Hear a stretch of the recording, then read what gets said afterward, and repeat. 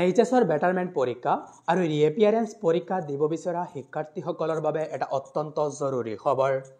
যেহেতু শিক্ষাৰ্থীসকলৰ মনত এটা প্ৰশ্ন আছিলে যে এই বেটাৰমেণ্ট পৰীক্ষা বা ৰিএপিয়াৰেন্স পৰীক্ষা দিয়াৰ পাছত যদি কোনো এজন শিক্ষাৰ্থীৰ মাৰ্কছটো ইম্প্ৰুভ হয় তেনেহ'লে তেওঁ এই মাৰ্কছটো মেডিকেল বা ইঞ্জিনিয়াৰিঙৰ পৰীক্ষাত ব্যৱহাৰ কৰিব পাৰিবনে বা এই মাৰ্কছটো গ্ৰহণযোগ্য হ'বনে, এনেধৰণৰ বহু প্ৰশ্ন আছিলে শিক্ষাৰ্থীসকলৰ।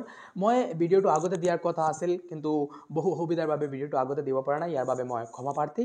আৰু আপোনালোকে এতিয়াৰে পৰা ভিডিঅ'বিলাক ৰেগুলাৰলি লাভ কৰিব। তো যদি চেনেলটো আপোনালোকে ছাবস্ক্ৰাইব কৰা নাই এতিয়াই ছাবস্ক্ৰাইব কৰক যাতে এনেধৰণৰ ইনফৰ্মেটিভ খবৰ সদায় লাভ কৰিব পাৰে।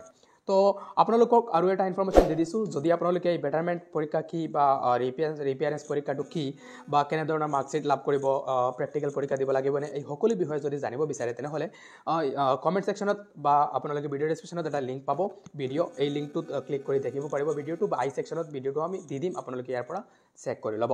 এতিয়া আহিছোঁ আজিৰ যিটো ইম্পৰ্টেণ্ট টপিক, যে আপোনালোকে ৰিএপিয়াৰেন্স বা বেটাৰমেণ্ট পৰীক্ষা দিলে মাৰ্কটো গ্ৰহণযোগ্য হ'বনে JEE বা NEET পৰীক্ষাত। তো আপোনালোকে ইয়াত দেখা পাইছে এখন নটিচ, শিক্ষা সংসদৰ ফালৰ পৰা এই নটিচটো জাৰি কৰা হৈছিল। ইয়াত আপোনালোকে ডাৰ্ক কালাৰত লিখা দেখিছে যে in conformity with the guideline of the CBSE candidates who passed the HS examination 2023 and wish to improve upon their performance to attain the eligibility criteria for admission in engineering, medical, etc. through competitive examination, they shall be allowed to reappear in all subject. অৰ্থাৎ তেওঁ ৰিএপিয়াৰেন্স পৰীক্ষাটো দিব লাগিব। ইয়াত clearly mention কৰা আছে যদি আপুনি মেডিকেল বা ইঞ্জিনিয়াৰিঙৰ বাবে মাৰ্কছটো বৃদ্ধি কৰিব বিচাৰিছে তেনেহ'লে আপুনি দিব লাগিব ৰিএপিয়াৰেন্স পৰীক্ষা। সকলো বিষয়ত আকৌ পৰীক্ষাটো দিয়াটো প্ৰয়োজন, ইয়াত ক্লিয়াৰলি কোৱা আছে। আৰু ব্ৰেকেটত লিখা আছে হি or Shi appeared in the last examination, মানে লাষ্ট এক্সামিনেশ্যনত যি পেপাৰবোৰত এক্সাম দিছিলে সকলো পেপাৰত আকৌ ৰিএপিয়াৰ হ'ব লাগিব। ইয়াত কোৱা আছে under reappearance scheme and their better result will be taken into account. ইয়াত কোৱা আছে যে যদি তেওঁৰ মাৰ্কছটো ইম্প্ৰুভ হয় ৰিএপিয়াৰেন্স দিয়াৰ পাছত তেনেহ'লে এই মাৰ্কছটো গ্ৰহণযোগ্য হ'ব বুলি কোৱা আছে। তাৰ পাছত আণ্ডাৰলাইনত লিখা আছে under no circumstances better mark obtain in single or any subject will be added with the previous result. ইয়াত কোৱা হৈছে যে কোনো অৱস্থাতেই এটা বিষয়ত ভাল ফলাফল লাভ কৰিলে বা ভাল নম্বৰ লাভ কৰিলে এইটো পূৰ্বৰ ৰিজাল্টৰ সৈতে যোগ কৰা নহয়।